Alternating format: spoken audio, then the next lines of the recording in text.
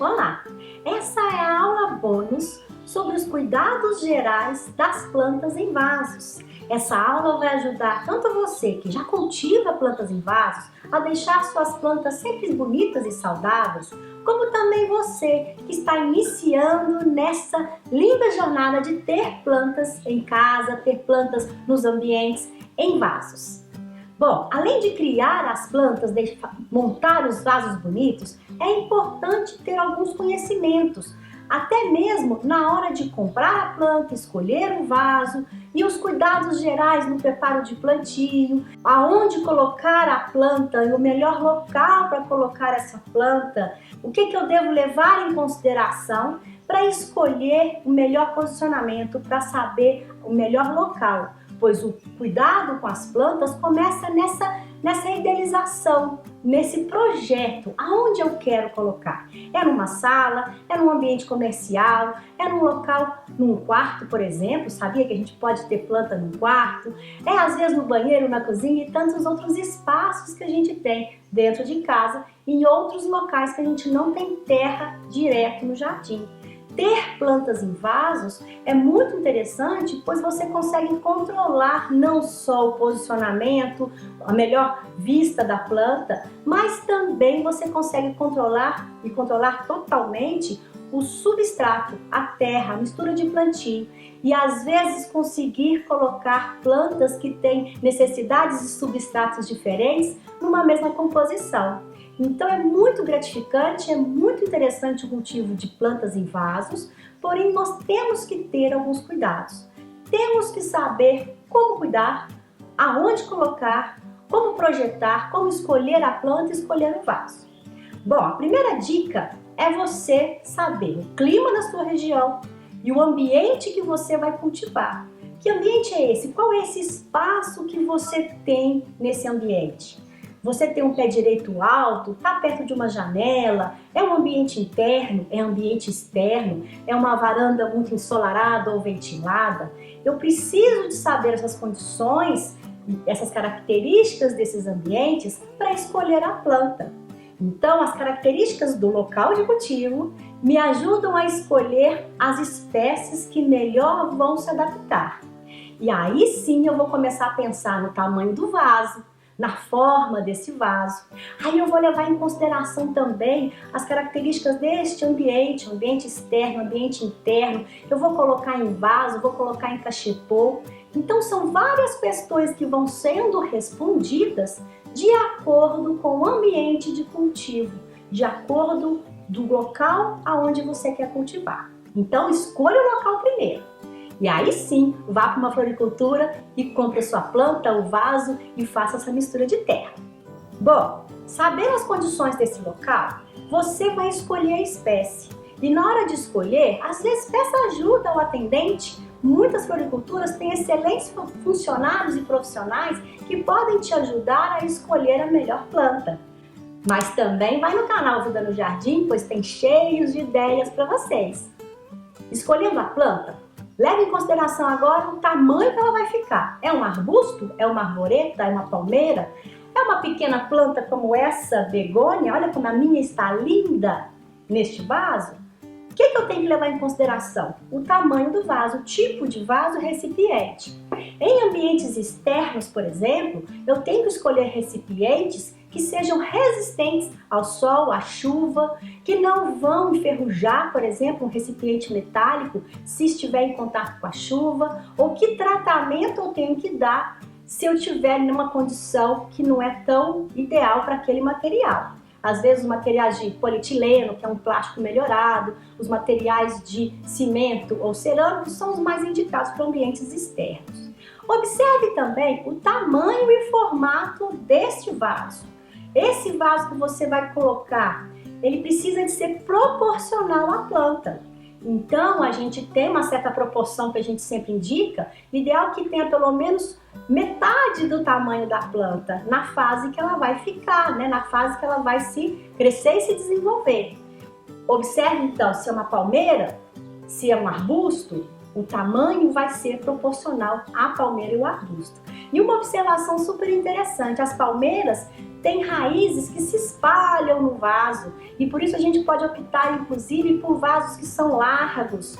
Se são plantas entolceradas também, como é o caso da palmeira rafis ou outros tipos de planta, esses vasos mais largos favorecem no desenvolvimento das raízes. Mas se você está colocando uma frutífera, por exemplo, numa varanda ensolarada, você deve levar em consideração o tamanho dessa frutífera. O vaso deve ser profundo para que as raízes cresçam também. No caso, por exemplo, de arvoretas, indicamos vasos com mais de 60 centímetros de altura e boca. No caso de arbustos, uns 40 centímetros, 30 centímetros já são suficientes. E plantas menores a gente vai vir com vasos de acordo com a espécie. Quando a planta fica muito grande e está num vaso pequeno, vai ficar feio e vai ficar ruim para o desenvolvimento da planta. E você vai precisar de fazer o reenvasamento. Mas daqui a pouco eu falo sobre o reenvasamento. Então essa escolha do vaso vai levar em consideração até o desenvolvimento da planta e o reenvasamento dela. E é por isso que você tem que entender um pouquinho sobre o crescimento e o desenvolvimento da planta. Bom, escolhemos o vaso, observe se ele tem furo de drenagem. A drenagem é fundamental, pois um vaso que não tem drenagem, a terra fica encharcada se eu exagerar na rega. E às vezes eu vou ficar com medo de exagerar a rega e não vou molhar suficiente. E quase sempre vai deixar uma terra mais compactada, dificultando o enraizamento, dificultando o crescimento e melhoria da planta. A planta tem que estar enraizada bem, ela tem que poder crescer à vontade e desenvolver suas raízes bem para prosperar a parte aérea. Na drenagem é importante também criar uma camada, principalmente quando a gente exagera na rega ou se esse vaso está em um local fora, externo. A camada de drenagem vai ajudar ao excesso de água filtrar, passar mais rápido e não deixar a terra ficar encharcada. A camada de drenagem é importante para não deixar a terra compactada e também ajudar no escoamento da água, pois ela vai passar a água mais rápido pelo orifício de drenagem. Pode ser feita com argila expandida, pode ser feita com pedriscos, essa camada de baixo, esse fundo do vaso. E é importante também você criar um filtro, pois você vai ajudar a terra ou o substrato não entrar nessa drenagem. E para isso a gente utiliza às vezes a manta de drenagem, um coador de café já usado, um TNT que passe essa água, às vezes fazer uma camada de areia, que é um grãozinho maior do que o substrato, vai ajudar a filtrar também. Bom, entendemos mais ou menos sobre o tamanho do vaso, leve em consideração o local que você vai cultivar, o tipo de planta, e agora está na hora de pensar na mistura de plantio. Qual é a melhor mistura de plantio? Vai depender do tipo de planta. Para as plantas ornamentais de uma maneira geral, para a maioria das frutíferas também, para as hortaliças, a mistura clássica que a gente chama é a mais indicada. Essa mistura clássica ela é vendida em substratos para plantio. É mais ou menos em mesma situação. A gente tem substratos prontos, misturas prontas. Às vezes a floricultura chama de terra adubada, terra estercada ou simplesmente substrato para plantio. Essa mistura, em geral, é composta por terra e esterco, ou terra e humus de minhoca, ou terra e composto orgânico. Normalmente, essa proporção varia conforme o tipo de terra. Em geral, são usadas 2 partes de terra de jardim, terra comum, para 1 parte de esterco ou composto orgânico. E é interessante a gente levar em consideração, estando em vaso, você poder peneirar essa terra, esse esterco, para deixar os grãos mais soltos, para facilitar essa mistura.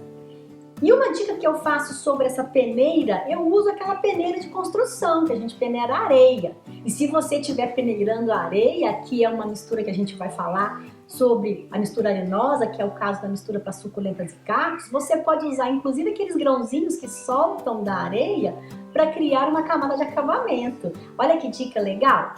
Bom, então já falando sobre a mistura arenosa, essa mistura é indicada para as suculentas, para os cactos, para as plantas que têm essas folhas mais gordinhas, pois isso ajuda a terra a não ficar encharcada. Então é muito legal cultivar as espécies suculentas nesta mistura especial. Você já compra ela pronta, substrato para suculentas, mas você pode fazer também. Basta você colocar uma ou duas partes dessa terra estercada para uma parte de areia. Se for um cactus muito gordinho, você coloca meio a meio. Se for uma suculenta, né, comum, você pode colocar 2 partes da terra estercada para uma parte de areia de construção. A areia de construção lavada é a mais indicada. E você peneirando, você pode utilizar essas pedrinhas para acabamento, fica lindo. Outra mistura também é a mistura fibrosa, e essa mistura é muito indicada para samambaias, para as plantas que são epífitas, para as plantas que gostam dessa terra solta, mas de alguma forma que mantenha a umidade. E em vez de colocar areia, a gente vai colocar a fibra. A fibra de coco, por exemplo, antigamente a gente usava o pó de xaxim, mas com o uso, né, do xaxim de uma forma errada, ele ficou em extinção. A planta do xaxim é um excelente ingrediente, mas infelizmente a gente não está podendo usar, né, para preservar as árvores ainda existentes, né, do Samambaio Sul. Mas você pode colocar também o esfagno e outros tipos de madeirinhas ou lasquinhas de madeira na composição. Em geral, usa fibra de coco ou esfagno, até mesmo misturando as duas e acrescentando uma parte de substrato ou uma parte da terra estercada. Também existe o substrato para samambaias, que contém muito dessas fibras. Bom, entendemos basicamente sobre os substratos, mas vale a pena lembrar sobre as orquídeas. E as orquídeas vão ser um substrato especial. Nesse caso, ele não vai ter terra, e sim pedaços de madeira, carvão, ou às vezes até mesmo as fibras. Vai ser um substrato mais fibroso ainda. Eu gosto de usar tanto pedacinhos de casca de pinos, quanto também a fibra de coco e também o esfagno misturado com carvão. Uma ressalva, a gente tem que tomar cuidado com a fibra de coco e também com a casca de pinos, pois eles podem ter tanino. Então vale a pena você comprar já essas cascas tratadas ou essas fibras tratadas, ou você, na dúvida, tratar. E o tratamento é só deixar em água, trocando a água durante alguns dias, até você perceber que a água não está tingida, não está colorida, né? Que às vezes solta essa coloração, e essa coloração pode ter um pouco desse tanino, que é prejudicial para as orquídeas. Então, orquídeas e epífitas, a gente utiliza bastante esse substrato de orquídea. Bromélias, por exemplo, ripsális, ficam lindos com esses substratos sem terra. Já entendemos sobre a necessidade de escolher a planta adequada para o local, tipo de vaso, a drenagem do vaso, conhecemos um pouquinho sobre as diferentes misturas do jardim, misturas de terra do jardim, e agora está na hora da gente realmente observar a característica da luminosidade e posicionar da melhor forma. Uma informação importante é sobre essa luminosidade do ambiente, né? Então a gente tem às vezes ambientes em casa que não tem tanta luminosidade, que não tem claridade natural, e aí fica um pouco mais difícil a gente cultivar. Eu indico nesses casos a gente ou colocar a planta e de tempos em tempos trocar a muda, ou criar arranjos de folhagens e flores cortadas, pois nós temos sombra, meia sombra e sol, que são classificações de luminosidades para cultivo de plantas, mas nem em locais de muita sombra ou obscuridade, ou local muito obscuro, local de pouca claridade natural, é inviável colocar plantas para ser cultivadas. Então, quando eu falar plantas de sombra, são plantas que têm uma claridade boa, sem sol direto. Então é aquele ambiente que tem boa claridade. Vale a pena você pegar às vezes um papel, um jornal, dar uma lida nesse jornal para ver se não precisar de acender a luz, tem uma claridade suficiente para cultivo de plantas. Mas aí você tem que escolher plantas que gostam dessa luminosidade. As begônias adoram, samambaias também. Elas sobrevivem muito bem, algumas espécies de begônia, nessa sombra, como muitas samambaias sobrevivem nesse tipo de situação. Não tem sol e tem boa claridade, é sombra.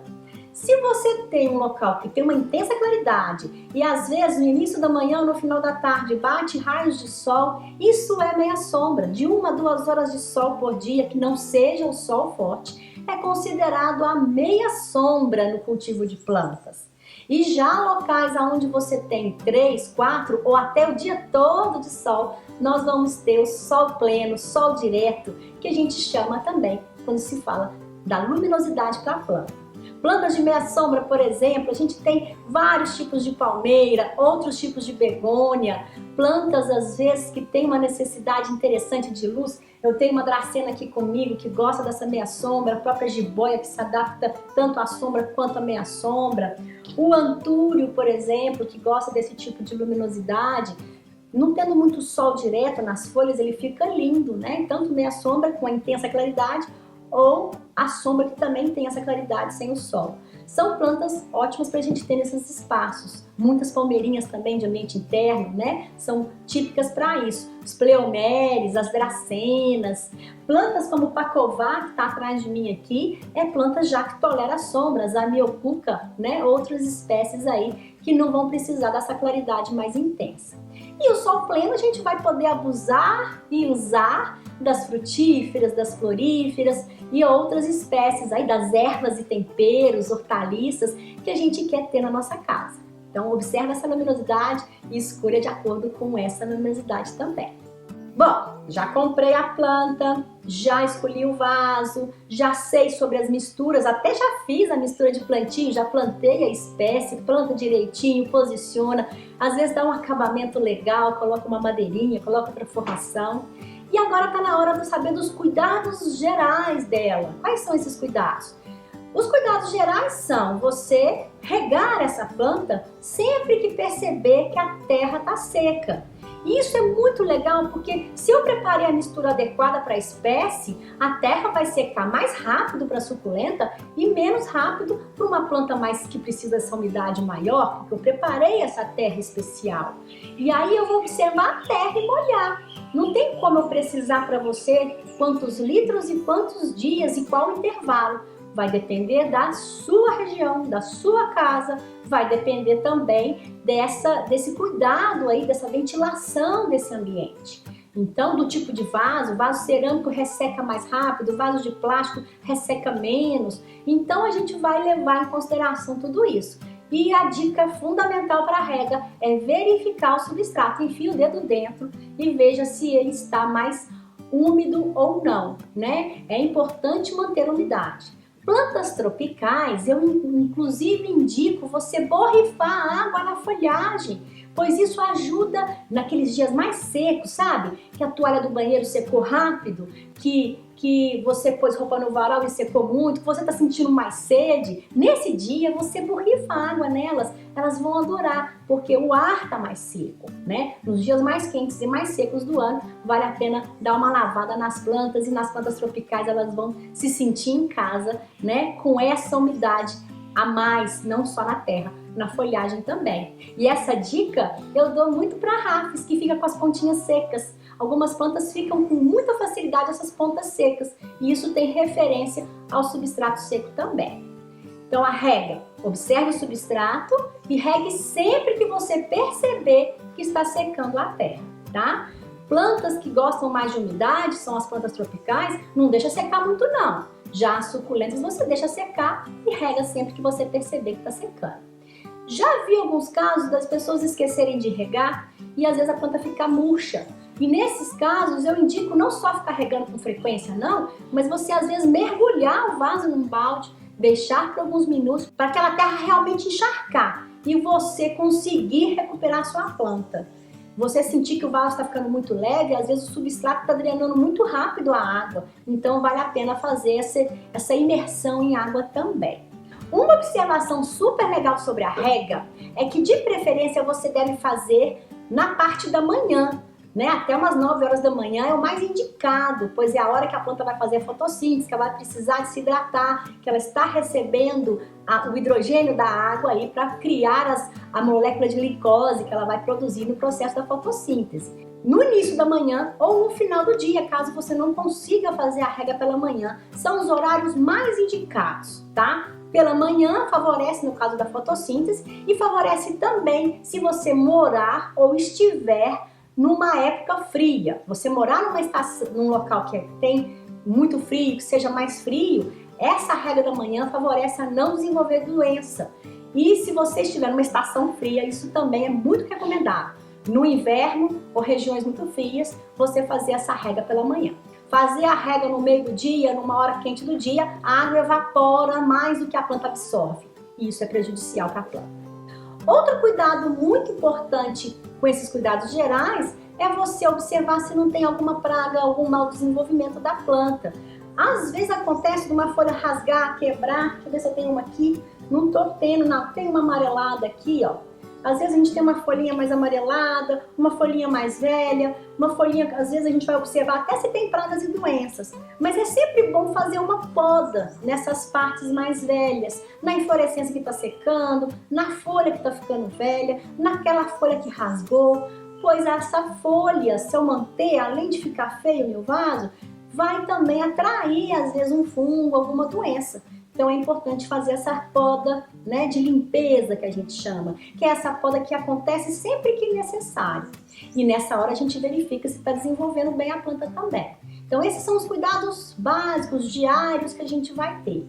Mas de tempos em tempos, estando uma planta no vaso, é importante também adubar.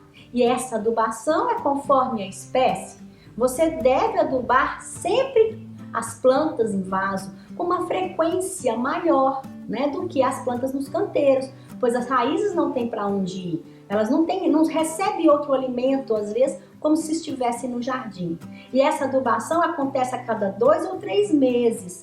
A gente às vezes falta o inverno, mas o resto a gente pode adubar de 3 em 3 meses aí, uma frequência boa, desde que eu preparei bem essa terra.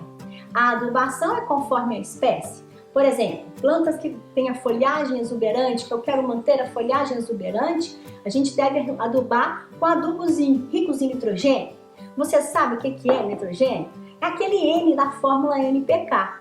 Na fórmula NPK, nós temos nitrogênio, fósforo e potássio. E esses nutrientes são os nutrientes básicos para as plantas. Nitrogênio favorece as folhas, o caule e o desenvolvimento geral dessa parte aérea. Muito importante para as plantas que têm folhagem, samambaias, por exemplo, adoram adubo rico em nitrogênio. Já o fósforo, que é o P da fórmula, que é pH, né, o som de F, ele vai ser ótima opção aí para as plantas floríferas. Ele incentiva muito o florescimento da planta, consequentemente para as plantas frutíferas também.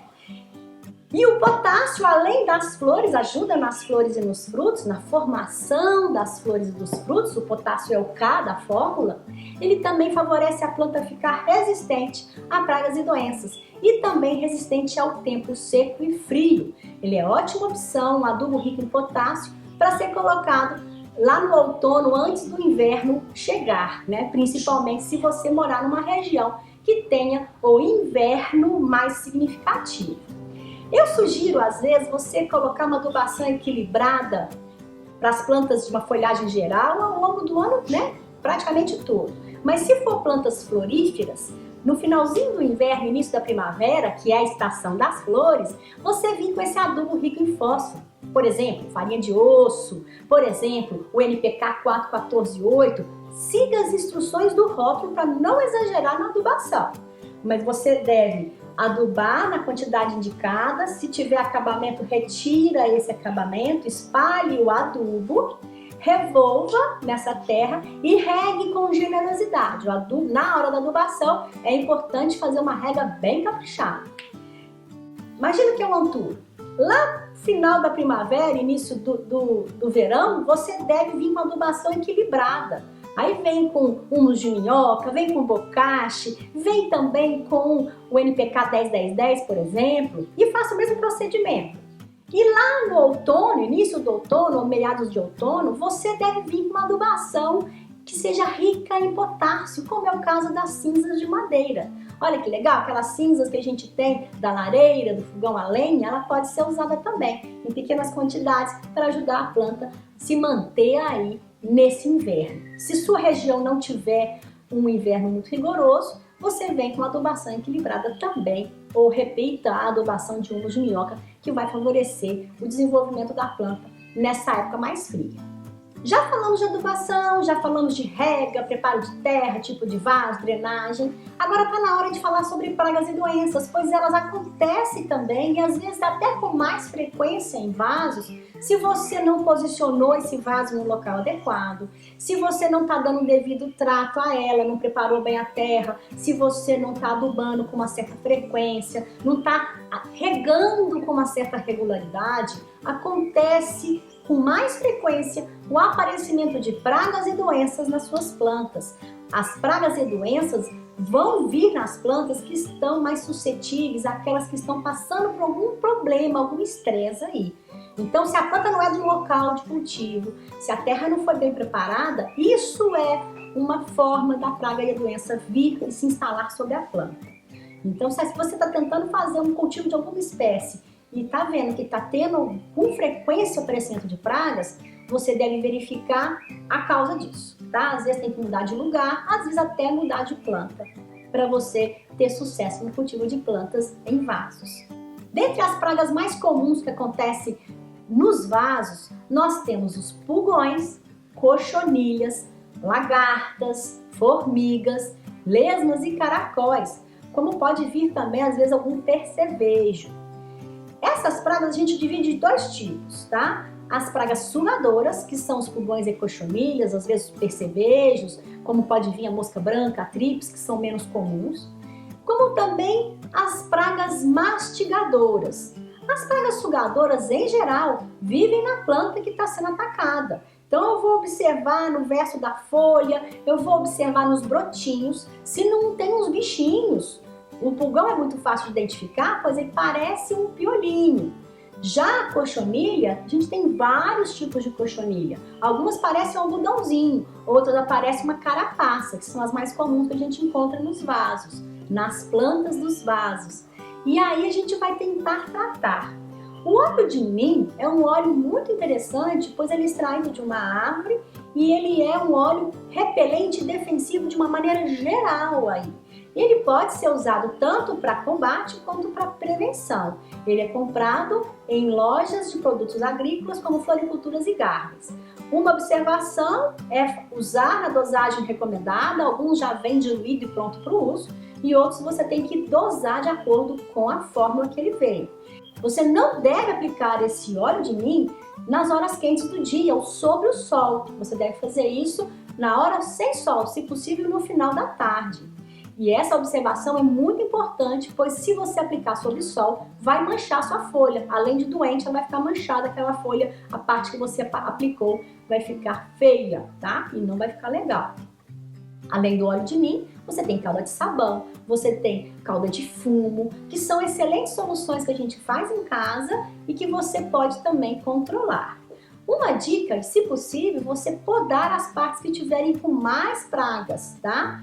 E o pulgão e cochonilha a gente deve aplicar e repetir às vezes a aplicação, pois essas pragas estão instaladas na planta.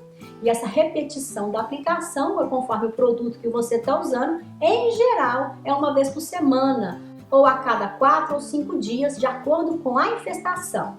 Se for como prevenção, uma vez por mês, 15 em 15 dias, é mais do que suficiente. Se tem uma planta com praga, é interessante aplicar nas outras como prevenção. Agora, se for lesmas, caracóis, você tem às vezes armadilhas interessantes para fazer. É muito legal algumas armadilhas para você atrair esses animais e você fazer o descarte deles. Então, você pode pôr um pires com leite, um pires com cerveja. Sim, elas gostam de cerveja. Você deve colocar essa cerveja no final da tarde, elas gostam do happy hour. E elas vão ser atraídas para essa cerveja no início da manhã seguinte, você recolhe e retira. Você está retirando essas pragas. As lagartas também você pode fazer a coleta manual. Use luvas, pois algumas são venenosas, né? Elas têm aqueles pelos urtigantes que machucam a gente. Na palma da mão, em geral, não machuca, mas se tiver em contato com outra parte da mão ou do corpo, pode fazer uma queimadura bem forte aí. Mas você pode retirar também o excesso. Mas não fica desesperado aplicando muito inseticida não, pois você vai às vezes repelir não só essas pragas, mas muitos animais benéficos. Inclusive a fase da borboleta, no caso aí da lagarta, é a fase proliferadora de flores, né? Ajuda na proliferação, ajuda na fecundação das flores. Então a gente tem que tomar cuidado com esse exagerar de aplicação de produtos aí. Então identifique se é mastigadora ou sugadora a praga. Use esses produtos, em geral esses produtos são repelentes gerais para elas. Retire as folhas mais estragadas ou as folhas que estiverem com mais praga para você ajudar nesse controle. E adube sua planta também, sabia? Às vezes a gente aduba a planta fica forte e vai conseguir ficar resistente e repelir também esses insetos indesejáveis. Sobre a doença, nós temos aí as doenças fúngicas que são mais comuns e elas acontecem em ambientes abafados, ambientes muito sombrios e em excesso de água. Então você tem que levar em consideração essas características do ambiente para tentar controlar e combater essa doença. A primeira dica, poda as partes mais prejudicadas, mais apodrecidas, que tiverem essas manchas, né, apodrecidas, para que você consiga combater essa doença. E aplique um fungicida. De preferência, tente usar um fungicida caseiro, como é o caso da solução de leite. E essa solução é muito interessante, pois é uma parte de leite para 9 de água, é muito fácil de fazer. E a Embrapa que indica isso. Você consegue controlar boa parte das doenças fúngicas com essa solução. É interessante também você observar se não está abafado demais, se não está sombrio demais esse ambiente para aquela planta e tentar controlar essa situação para o melhor desenvolvimento dela. Muito importante limpar as ferramentas que você estiver fazendo a poda e também usar produtos, né, para esterilizar se a planta estiver doente. Às vezes passar um álcool, passar algum desinfetante, passar às vezes essa lâmina do podão num fogo, por exemplo, você vai conseguir controlar também, não passar uma doença de uma planta para outra espécie.